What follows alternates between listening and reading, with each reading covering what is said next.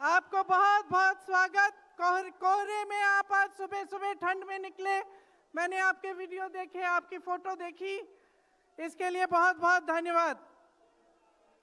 जरा एक बार जोर से, इतनी जोर से नारा लगाइए कि यहाँ से गूंजता हुआ प्रधानमंत्री निवास तक जाए, वोट चोर, वोट चोर, वोट चोर। ये वोट क्या है, इसकी कीमत क्या है हमारे जीवन में, इसको समझना बहुत जरूरी है। बहुत समय पहले जब आजादी की लड़ाई शुरू हो रही थी और नेहरू जी जगह जगह जाते थे लोगों से मिलने के लिए, तो एक नारा गूंजता था।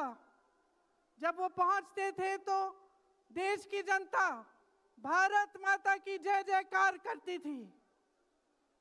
उस समय नेहरू जी ने इस बात का उल्लेख किया कि भारत माता क्या है।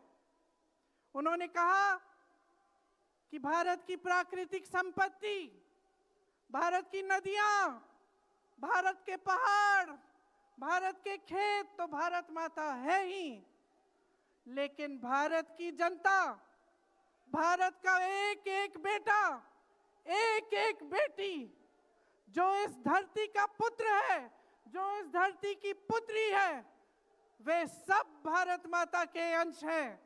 वे सब एक तरह से भारत माता ही हैं। और इसी सोच, इसी भावना ने हमारे संविधान को बनाया।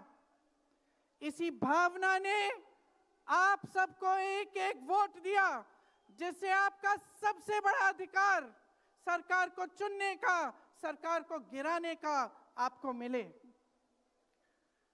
इसी सोच ने, इसी भावना ने इस तरह की संस्थाएं बनाई कि लोकतंत्र को मजबूत रखें। कैसी संस्थाएं थी ये? न्यायपालिका, मीडिया, संसद, ये राजनीतिक दल जिसका हम भाग हैं, विपक्षी दल, सत्ता पक्ष के जो नेता हैं वो, चुनाव आयोग, ये सब जनता के हित की रक्षा के लिए बनाए गए। इसीलिए जब आज हम देखते हैं कि इन सब संस्थाओं को कुचला जा रहा है, तो एक एक भारतवासी को उठना चाहिए, जागना चाहिए और ये समझना चाहिए कि जो वार हो रहा है वो सिर्फ इन संस्थाओं पर नहीं, लेकिन हम सब पर, आप सब पर, एक एक देश के पुत्र पर, एक एक देश की पुत्री पर वार हो रहा है। और इसे समझना बहुत ज्यादा जरूरी है। आज न्यायपालिका दबाव में है। सारी मीडिया, मेरे भाई बहन मीडिया के जो यहाँ खड़े हैं, बेचारे मजबूर हैं। सारी मीडिया या अडानी जी की है या अंबानी जी की है। आज परिस्थितियां ये है कि पिछले आम चुनाव में मुख्यमंत्रियों को जेल में डाला गया, कांग्रेस पार्टी का बैंक अकाउंट बंद कर दिया गया, भ्रष्टाचार के नाम पे तरह तरह के इल्जाम लगाए गए जिसका कोई प्रमाण नहीं है। ईडी भेजी, इनकम टैक्स भेजा, सीबीआई भेजी, और जैसे जैसे जिनका दिल कमजोर था, जो सह नहीं पाए, वो उनकी पार्टी में शामिल हो गए, वैसे वैसे इनकी वॉशिंग मशीन उनको धोकर उनको पाक बनाती रही। आज संसद को देखिए, संसद को देखिए, मुश्किल से एक सत्र में एक दो बहस होती है। और जब हमने कहा, राहुल जी ने मुद्दा उठाया, खड़गे जी ने मुद्दा उठाया कि हमें बहस करनी है चुनाव पे, एसआईआर पे, जिस तरह से वोट चोरी हो रही है उस पे, तो घबरा गए, मानी नहीं बात। अंत में जाकर कैसे माने कि हम वंदे मातरम पर भी चर्चा करेंगे। तो हम संसद में ये बहस करते रहे कि राष्ट्रगीत किसका है, राष्ट्रगीत कैसे बना, राष्ट्रगीत क्यों बना। और जो बड़ी बड़ी समस्याएं हैं जिससे आप जूझ रहे हो, बेरोजगारी, महंगाई, पेपर लीक, उसके बारे में चर्चा करने की हिम्मत नहीं है। हिम्मत क्यों नहीं है? क्योंकि अगर इनको एक असली चुनाव लड़ना पड़े, मैं चुनौती देती हूं, एक सही चुनाव लड़ लें, बैलेट पे लड़ लें, तो ये खुद जानते हैं कि कभी नहीं जीत पाएंगे। आज आपको मायूस होने की जरूरत नहीं है कि बिहार का चुनाव हार गए, क्योंकि पूरा देश देख रहा है कि ये चोरी से जीतते हैं। राहुल जी ने प्रेस कॉन्फ्रेंस की, पहले हरियाणा की बात बताई, महाराष्ट्र की बात बताई, कर्नाटक की बात बताई, बिहार में एसआईआर करके 65 लाख वोट काट दिए गए। और अगर ये सारे प्रमाण आप अलग कर दें तो एक साफ और साधारण बात सामने आती है। आचार संहिता के समय 10-10 हजार रुपए आप पहुंचा रहे हो, कोई आपको रोक नहीं रहा है। चुनाव आयोग आंख बंद कर रहा है, आंख मूंद रहा है। तो अगर ये चुनाव चोरी नहीं है तो क्या है? इनके पास जवाब ही नहीं है। ये जानते हैं कि आज के दिन जनता इनसे नाराज है। देखिए, हिले हुए लगते हैं। संसद में मैं देखती हूं, आत्मविश्वास घट गया है। आंखों में आंख मिलाकर नहीं देख पाते, सामने से गुजरते हैं तो यूं आंख झुका देते हैं। आत्मविश्वास कम हो गया है, घट गया है। अपने आप में विश्वास घट गया है, क्योंकि जनता का विश्वास भाजपा से, इनकी सरकार से, प्रधानमंत्री मोदी जी से, अमित शाह जी से सबसे हट चुका है।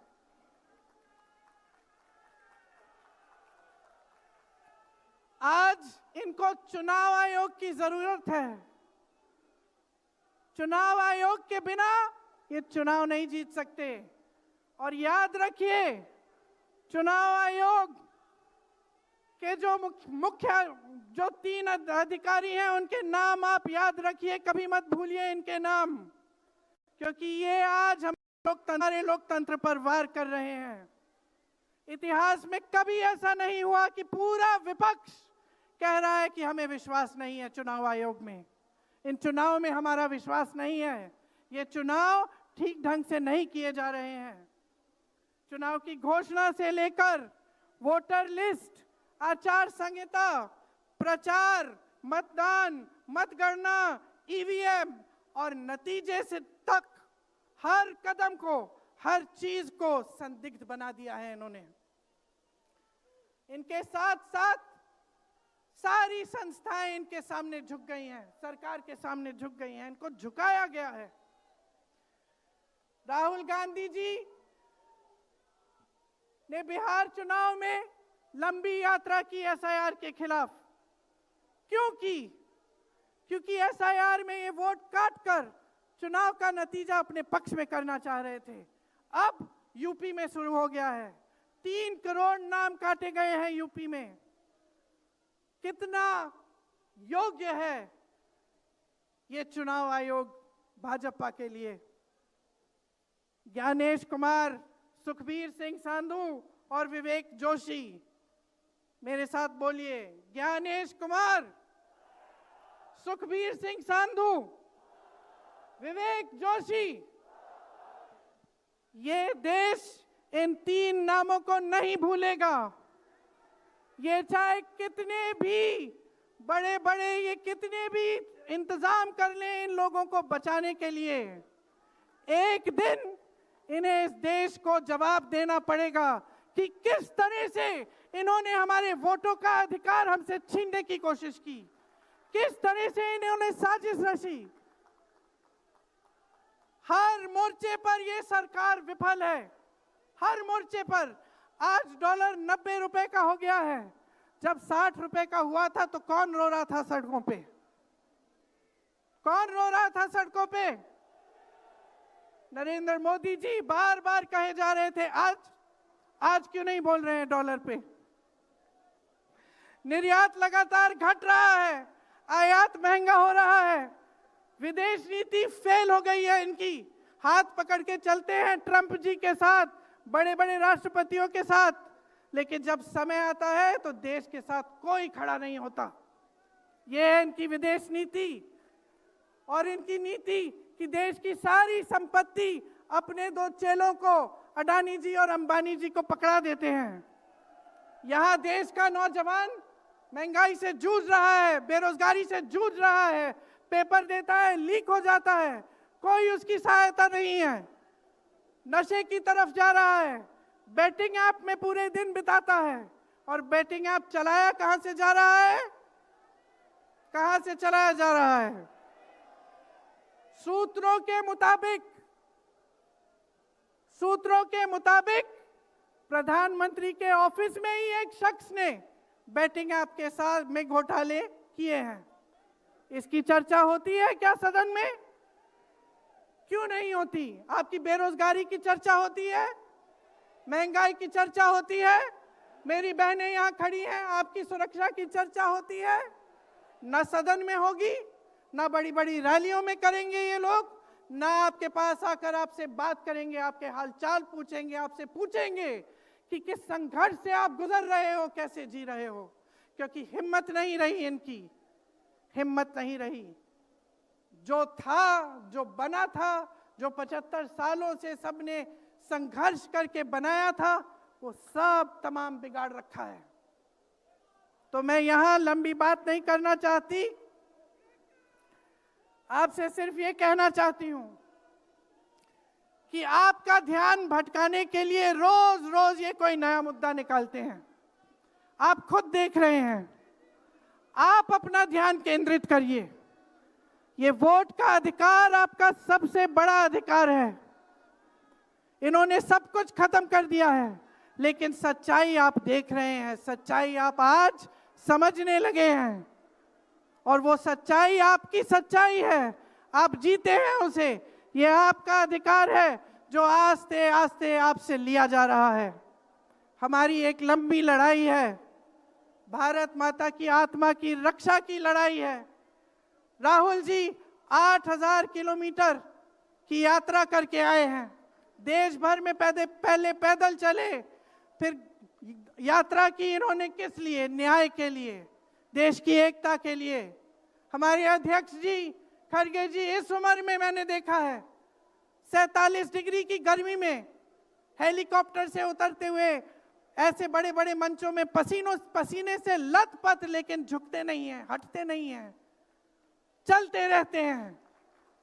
ये है हमारी कांग्रेस की शक्ति। ये वही शक्ति है जिसने स्वतंत्रता संग्राम में हमें आजादी दिलाई। ये वही शक्ति है जो सच्चाई से पीछे कभी नहीं हटेगी। ये वही शक्ति है जो आप सबको यहाँ लाई है। आज आपको ये संघर्ष की शक्ति दी है कि इस माहौल में इस समय आप खड़े रहे अपनी पार्टी के साथ। ये देश की महान जनता है और हम अपना दायित्व समझते हैं, अपना धर्म समझते हैं कि हम आपके वोट की रक्षा करें, संविधान की रक्षा करें और आपके अधिकारों को मजबूत करें। इसलिए आज हम यहाँ आपके सामने आए हैं ये कहने के लिए कि हम लड़ते रहेंगे, हम कभी नहीं झुकेंगे, हम कभी नहीं रुकेंगे। धन्यवाद। जय हिंद। बहुत बहुत शुक्रिया प्रियंका जी। और अब मैं आमंत्रित करूंगा एक ऐसी शख्सियत को, वो जो कभी थकते नहीं, जैसा प्रियंका जी ने कहा।